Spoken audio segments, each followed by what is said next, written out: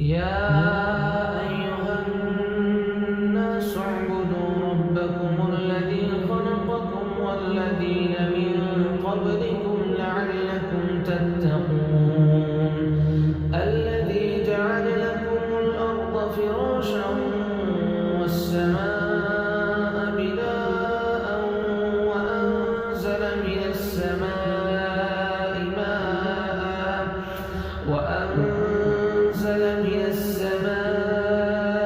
ماء فأخرج به من الثمرات رزقا لكم فلا تجعلوا لله أندادا وأنتم تعلمون وإن كنتم في ريب مما نزلنا على عبدنا فأتوا بسورة من مثله